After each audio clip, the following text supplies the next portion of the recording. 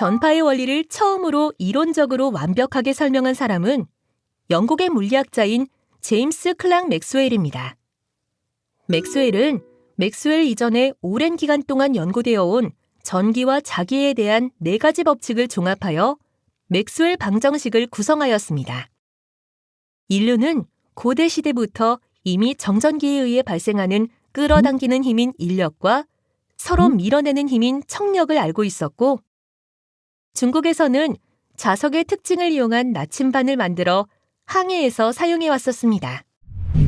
근대에 이르러 수학과 과학의 발전으로 전기와 자기에 대한 많은 연구가 진행되었으며 그 결과 쿨롱의 법칙, 가우스 법칙, 패러데이 전자기 유도 법칙, 앙페르 법칙과 같은 법칙들이 발견되었습니다.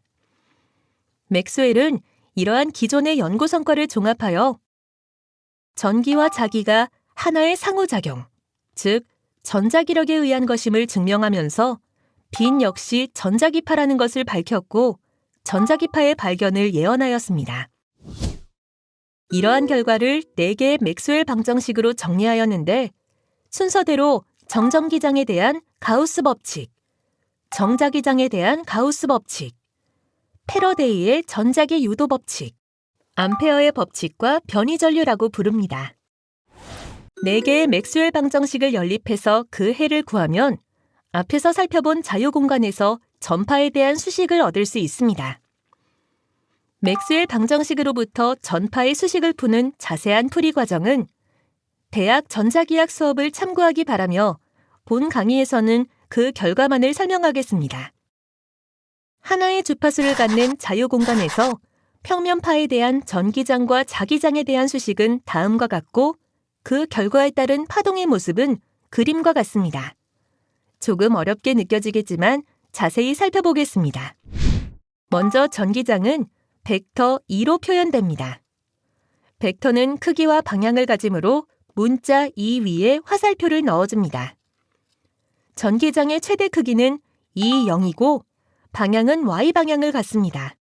단위는 볼트 퍼 미터로 1m당 전압의 크기로 표현됩니다. 다음으로 자기장은 벡터 H로 표현됩니다. 자기장도 벡터이므로 문자 H 위에 화살표를 넣어줍니다. 자기장의 크기는 전기장의 크기와 ETA의 비로 주어지는데 이 ETA를 임피던스라고 부릅니다. 자기장의 단위는 암페어 퍼 미터로 1m당 전류의 크기로 표현됩니다. 이제 전기장을 자기장으로 나누면 임피던스, ETA가 되는데 단위에서 미터가 지워지므로 볼트 퍼 암페어 단위가 되겠죠? 따라서 임피던스의 단위는 옴이 됩니다. 참고로 자유공간에서 임피던스, 즉 전기장과 자기장의 크기의 비는 자유공간에서의 투자율과 자유공간에서의 유전율의 비를 제곱 근추하면 되는데 이 값은 377옴이 됩니다. 코사인 함수의 괄호는 위상을 나타내는데 공간과 시간에 따라 위상이 변한다는 의미를 갖습니다. 위상의 시간에 따른 변화를 각속도 오메가로 표현하고 위상의 거리에 따른 변화를 전파상수 베타로 표현됩니다. 다음으로 파동은 플러스 X방향으로 진행하게 됩니다. 자세히 보면 전기장과 자기장의 시간과 공간에 따른 변화율, 즉 위상의 변화는 동일하게 변하는 것을 알 수 있는데 이를 전기장과 자기장이 동위상을 갖는다라고 부릅니다. 이러한 전파는 전기장과 자기장의 상호작용에 의해 공기 중으로 퍼져나갑니다. 전파는 전기장과 자기장의 상호작용만으로 전달되므로 공간상에 아무것도 없는 진공 중에서도 잘 전달됩니다.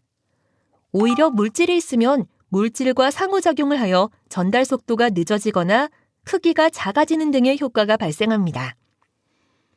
반면에 음파는 매질의 진동을 통해서만 전달되므로 매질이 없는 자유공간에서는 전달이 되지 않습니다. 예를 들어 우주 공간에서는 공기가 없으므로 소리가 전달되지 않습니다. 화성에서는 공기가 있지만 지구와 대기의 분포가 다르므로 같은 소리라도 다르게 들립니다. 이제 전파의 수식을 좀 더 자세히 이해하기 위해 삼각함수에 대해 살펴봅시다. 하루를 주기로 동쪽에서 떠서 서쪽에서 지는 태양의 원운동을 수식으로 표현한다고 해봅시다. 태양은 일정한 속도로 원운동을 하는데 이를 등속 원운동이라 합니다. 등속 원운동하는 태양의 높이를 시간에 따라 그리게 되면 정연파 함수인 사인 함수가 됩니다. 또한 태양의 궤적을 지표면에 투영하여 그릴 수도 있는데 이를 여현파 함수라고 하며 코사인 함수라 부릅니다. 즉, 주기적으로 진동하거나 원운동하는 물체는 사인 함수와 코사인 함수로 표현할 수 있습니다. 수식에서 A는 크기 앰플리튜드가 되고 세타는 위상, 페이즈라고 부릅니다. 위상은 시간과 공간에 따라 크기가 일정하게 진동하는 것을 의미합니다. 참고로 피타고라스 정리에 의해 사인 제곱 세타 더하기 코사인 제곱 세타는 1이 됩니다. 이러한 등속 원운동하는 태양의 고도를 좀 더 자세한 수식으로 표현하면 다음과 같습니다. 위상은 원이 한 바퀴 돌 때 360도가 됩니다. 이를 라디안으로 표현하면 2파이 라디안이 됩니다. 라디안은 반지름과 호의 길이가 같은 각도를 의미하므로 360도는 2파이가 됩니다. 따라서 각속도를 정의할 수 있는데 각속도는 초당 몇 라디언 회전하는지를 의미하고 기호로 오메가라 부릅니다. 당연히 각속도의 단위는 라디안 퍼 세크가 됩니다. 이제 주기가 t로 일정한 원운동하는 물체는 한 바퀴 돌아서 제자리로 돌아오는 것을 의미하므로 t분의 2파이 라디안 퍼 세크가 각속도가 됩니다. 따라서 특정 시간에서의 위상은 오메가 t로 표현할 수 있습니다. 즉, 원운동의 주기 t 또는 주파수 f를 가지고 시간에 따라 변하는 전파를 식으로 표현하면 a 사인 오메가 t는 a 사인 2파이 ft는 a 사인 tt분의 2파이가 됩니다. 앞에서 시간에 따른 위상 변화를 설명하였습니다. 전파는 시간에 따라서만 변하는 것이 아니라 공간에 따라서도 변하므로 공간의 함수로 표시할 수 있습니다. 만약 전파가 Z축 방향으로 진행한다면 이번엔 공간에 따라 변하는 전파를 식으로 표현하면 A 코사인 베타 Z는 A 코사인 델타 Z분의 2파이가 됩니다. 시간에서 각속도와 마찬가지의 개념이 공간에서는 전파상수 베타가 됨을 알 수 있습니다. 베타의 단위는 라디안 퍼 미터가 됩니다. 이제 전파의 시간과 공간의 특징을 합쳐서 하나의 식으로 써봅시다. 이를 식으로 쓰면 A 코사인 오메가 t 마이너스 베타 z가 됩니다. 즉, 특정 시간 t와 특정 거리 z의 좌표를 안다면 해당되는 특정한 시공간 위치에서 위상의 값을 알 수 있습니다.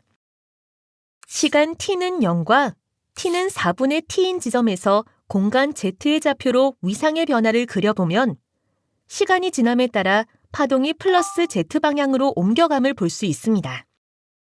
만약 식이 a 코사인 오메가 t 플러스 베타 z가 되면 파동은 시간이 지남에 따라 마이너스 z방향으로 이동하게 됩니다.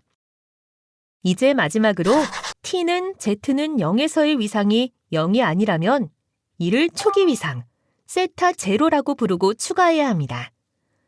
이와 같이 전파를 일정한 속도로 원운동하는 물체라 보고 이를 수식으로 표현하였습니다.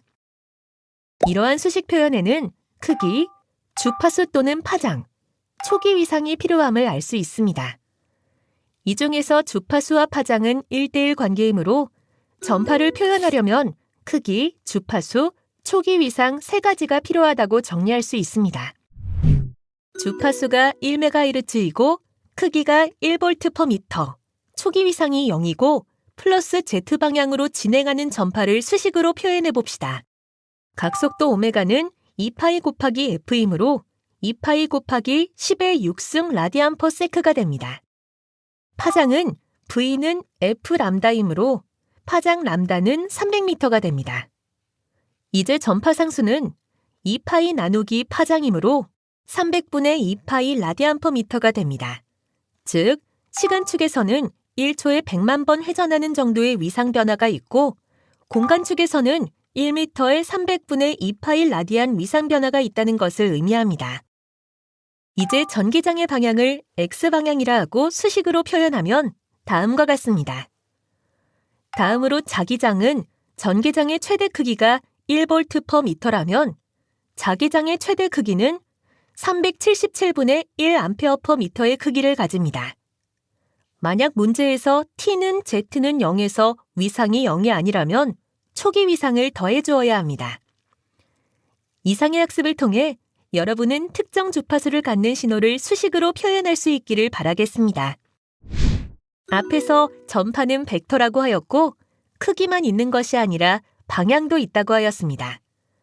그럼 이번에는 전파의 방향은 어떻게 정해지는지 살펴보겠습니다. 전파는 전기장과 자기장으로 나누어지는데 둘은 동위상으로 진동하고 서로 직각으로 작용하므로 1대1 대응한다고 볼 수 있습니다. 예를 들어 전기장이 X방향이라면 자기장의 방향은 Y방향입니다. 전파의 진행 방향은 전기장과 자기장 모두의 수직, 즉 직각으로 형성됩니다. 즉, 전기장이 X방향이면 자기장은 Y방향, 전파의 진행 방향은 Z방향이 됩니다. 만약 지표면의 방향인 수평 방향을 X방향이라 한다면 X방향만 가지는 전기장을 이와 같은 식으로 표현할 수 있습니다. 전기장의 방향을 오른손 엄지 방향으로 하면 자기장의 방향은 오른손 검지 방향인 Y방향으로 생성되고 전파의 진행 방향은 오른손 중지 방향인 Z방향이 됩니다. 이를 수평 편파라고 합니다. 편파의 방향은 직선 모양인 다이폴 안테나의 경우 안테나의 방향과 같으며 TV 안테나는 옆으로 누워 있으므로 수평 편파가 됩니다. 그럼 이제 전기장의 방향이 수평 방향이 아닌 수직 방향인 수직 편파의 경우를 살펴보겠습니다. 안테나의 방향이 세워져 있는 경우 수직 방향, 즉 Y방향으로 전기장이 형성됩니다. 이때 전기장에 대한 수식은 수평 편파와 방향만 다르므로 다음 수식과 같이 표현됩니다. 자기장은 전기장 방향의 수직인 마이너스 X방향이 되고 오른손을 엄지는 Y, 검지는 마이너스 X라고 한다면 중지 방향인 Z방향으로 전파가 전달됩니다. 이를 수직 편파된 전파라고 부릅니다. 지하철 등에서 세워진 안테나를 본다면 안테나가 수직으로 높여져 있으므로 전기장의 방향이 수직 방향인 수직 편파라고 생각하면 됩니다. 전파의 방향은 수직과 수평만 있는 것이 아닙니다. 수직과 수평 사이에 중간인 45도나 마이너스 45도 기울여져 있을 수 있습니다. 45도 기울여져 있는 경우를 수식으로 쓰면 다음과 같습니다. 45도란 수평 방향인 X방향과 수직 방향인 Y방향의 두 개의 전기장 벡터를 더한 것으로 표현됩니다. 마이너스 45도 기울여져 있는 경우는 수평 방향인 마이너스 X방향과 수직 방향인 Y방향의 두 개의 전기장 벡터를 더한 것으로 표현됩니다. 이렇게 편파가 45도와 마이너스 45도로 직각을 만들게 되면 두 개의 안테나는 편파가 다른 별개의 안테나로 볼 수 있으므로 하나로 일체화할 수 있습니다. 이 사진은 이동통신기지국 안테나입니다.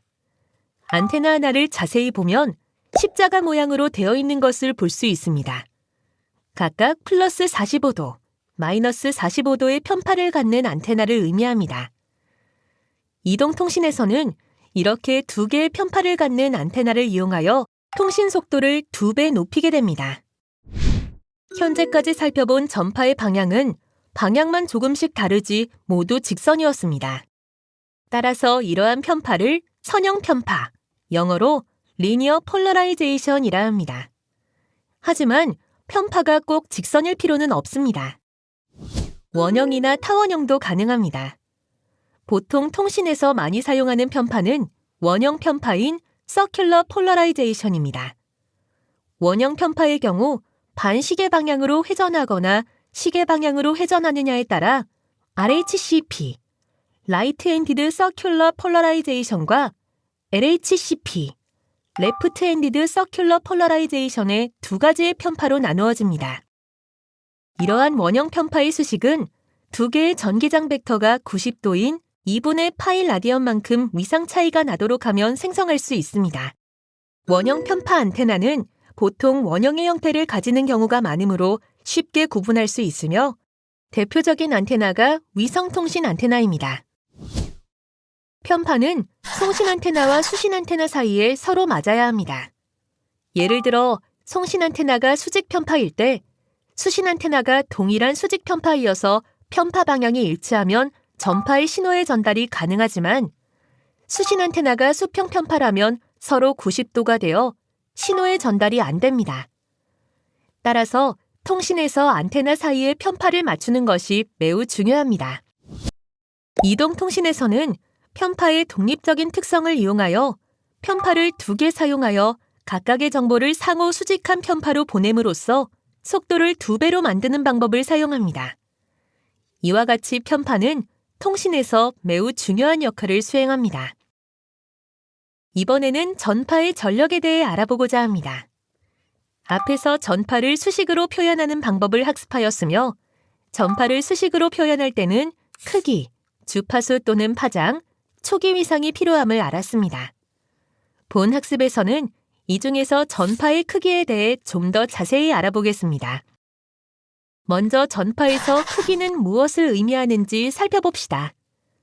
전파의 수식 표현에서 크기는 최대값을 의미한다는 것을 기억해야 합니다.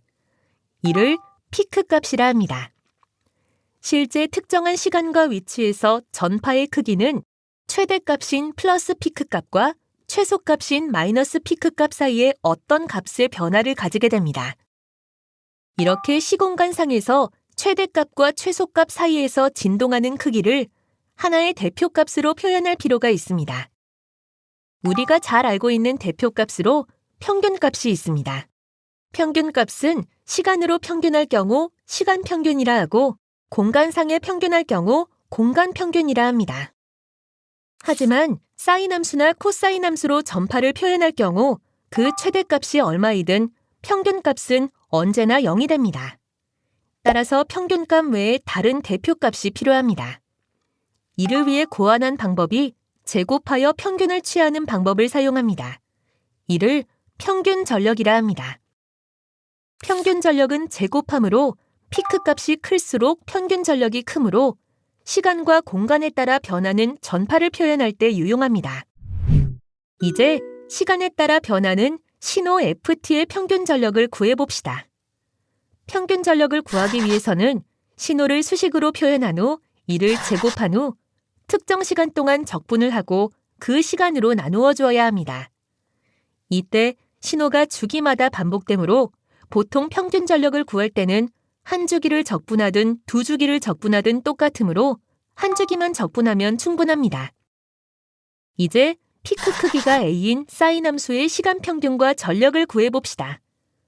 시간 평균은 0이 되지만 평균 전력은 2분의 A의 2승이 되어 대표값을 구할 수 있음을 알 수 있습니다.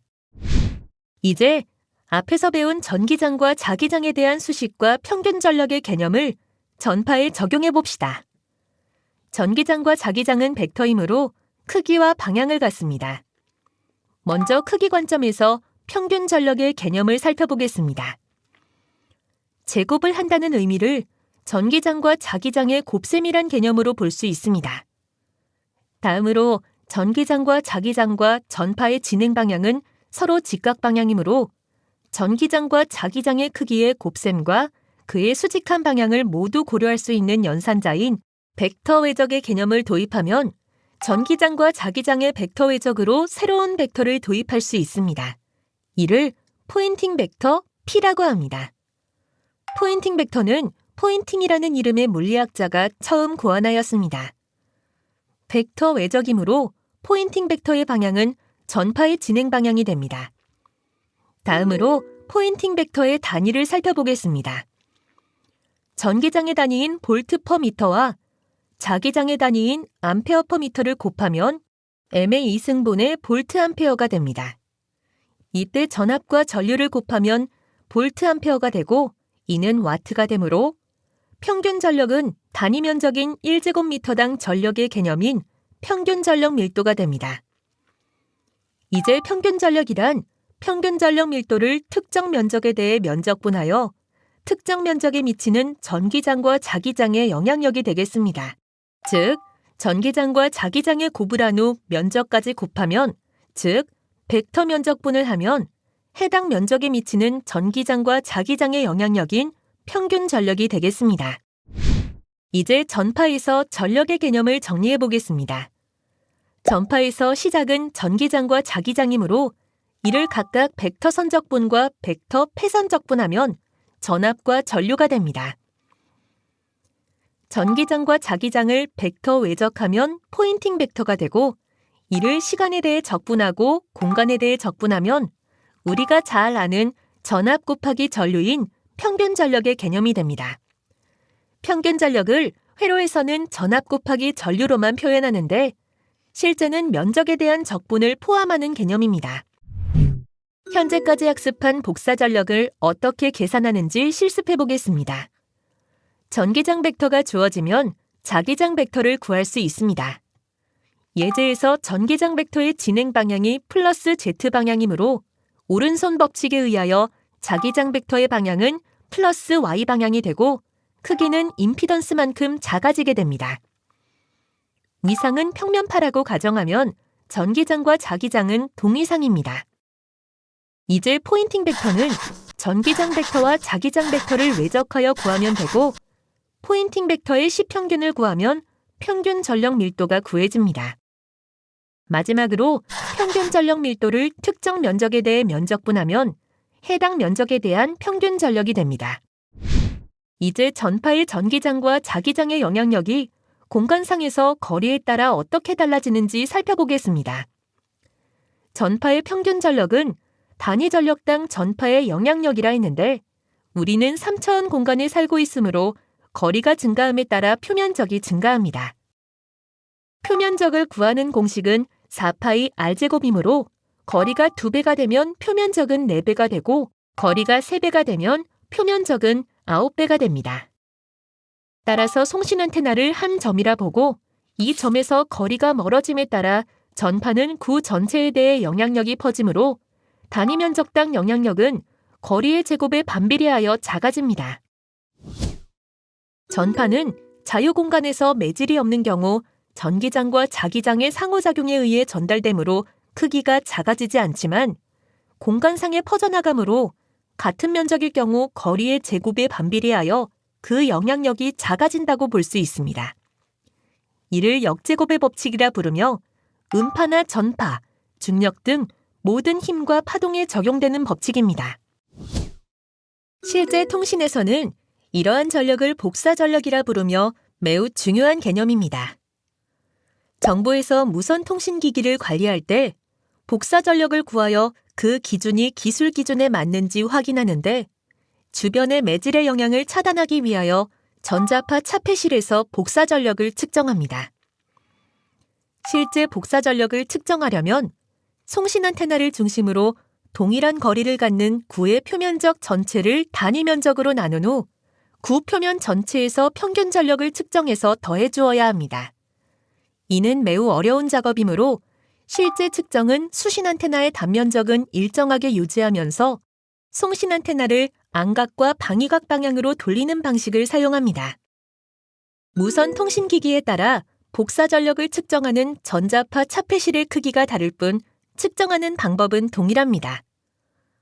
아이패드에도 와이파이나 블루투스 무선 통신기가 포함되어 있으며 복사 전력을 측정합니다. 이때 크기가 작은 전자파 차폐실에서 안각과 방위각으로 회전시키게 됩니다. 자동차도 마찬가지이지만 크기가 크므로 안각 방향으로는 돌리지 못하므로 방위각으로만 돌려 복사 전력을 측정하고, 안각 방향은 안테나 방향을 조정하여 측정하게 됩니다. 마지막으로 전파의 전력은 그 범위가 매우 넓다는 것에 주의해야 합니다. 특히 무선 통신의 경우 역제곱 법칙에 의해 송신 안테나에서 송신하는 전력과 수신 안테나에서 수신하는 전력의 크기는 그 차이가 매우 큽니다. 전력을 와트 단위로 쓸 수 있는 범위에서는 10진수로 표현이 가능합니다. 하지만 1000만 분의 1와트와 100만 분의 1와트는 0의 수가 많으므로 이 둘을 구별하기 어렵습니다.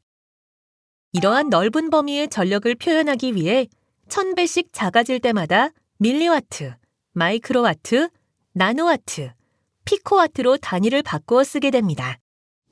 그러면 무선 통신기기가 어떤 전력의 범위를 갖는지 살펴보겠습니다. 먼저 우리가 사용하는 일반적인 무선 충전기는 대략 5와트 정도의 전력을 갖습니다. 전압과 전류로 따지면 5V, 1A가 5와트가 됩니다. 가정용 220V 콘센트는 최대가 3.3kW가 됩니다. 3.3kW가 넘으면 단상이 아닌 3상의 콘센트를 사용해야 합니다. 업소용 냉장고나 빵집의 전기오븐과 같은 것은 3상의 콘센트를 사용하는데 이를 위해서는 별도의 전기공사가 필요합니다. 보통 이동통신 기지국의 송신기의 출력은 수십 와트 정도입니다. 단말기, 스마트폰은 수백 밀리와트 정도가 됩니다. 이러한 송신 전력이 거리 제곱의 법칙에 의해 수십 미터나 수백 미터 떨어진 수신기에서는 나노와트에서 피코와트 정도의 범위를 갖게 됩니다. 실제 어마어마하게 작아지죠. 따라서 송신기와 수신기는 전혀 다른 설계 방법이 필요합니다. 또한 송신기는 출력이 높기 때문에 다른 무선기기에 영향을 줄 수 있으므로 정보에 의한 관리가 필요하며 수신기는 전력이 작기 때문에 별도 관리가 필요 없습니다. 무선 통신기기에서는 전력이 큰 송신기와 전력이 매우 작은 수신기를 동시에 다루어야 하므로 전력을 정확히 표시하는 방법이 필요합니다. 따라서 전력 정확히 표현하기 위해서 로그를 씁니다. 선형 스케일이 크기를 일정한 간격으로 표시하는 것과 다르게 로그 스케일은 10배씩 커질 때마다 같은 간격으로 표시하게 됩니다. 그림에서 리니어 스케일이 숫자가 조금만 커지면 표시가 어려운데 반하여 로그 스케일은 쉽게 표시할 수 있음을 알 수 있습니다. dB, 즉 데시벨은 소리의 크기에서 그 개념이 시작되었습니다. 사람을 포함한 동물의 귀는 로그 단위로 소리를 인식합니다. 그 이유는 소리를 리니어 스케일로 소리를 이해하면 매우 작은 소리는 큰 소리에 묻혀 들리지 않기 때문입니다. 예를 들어 사슴이 맹수가 다가오는 매우 작은 소리를 주변의 바람소리 때문에 듣지 못했다가는 잡아먹혔겠죠. dB의 정의는 식과 같습니다. dB는 상대의 득으로 두 개의 신호 간의 크기의 로그비라고 정의할 수 있습니다. P1이 10W이고 P2가 5W라면 상대의 득 dB식에 집어넣으면 2배이므로 3dB가 됩니다. 이 식을 이용하면 1배는 0dB, 2배는 3dB, 4배는 2 곱하기 2이므로 6dB가 됩니다. 10배는 10dB, 100배는 20dB, 1000배는 30dB가 됩니다. 작아지는 것도 10분의 1배는 마이너스 10dB, 100분의 1배는 마이너스 20dB가 됩니다. dB에서는 곱하기가 더하기가 됨을 기억하기 바랍니다. 2배는 3dB이고 3배는 5dB이므로 6배는 3dB 더하기 5dB이므로 8dB가 됩니다. 하나 더해보면 10배는 10dB이고 100배는 20dB이므로 1000배는 10배 곱하기 100배이므로 10dB 더하기 20dB 하여 30dB가 됩니다. 다음으로 리니어 스케일에서 나누기는 dB에서 빼기가 됩니다. 10에서 5로 나누는 것은 10dB에서 7dB를 빼는 것이므로 3dB가 됩니다. 지금까지 살펴본 dB는 상대적인 비율만을 의미하므로 상대이득이라 부릅니다. 실제 전력을 표시할 때는 기준이 필요한데 1mW를 기준으로 하는 경우를 dBm이라 합니다. 1W를 기준으로 할 때는 dBW라고 표기합니다.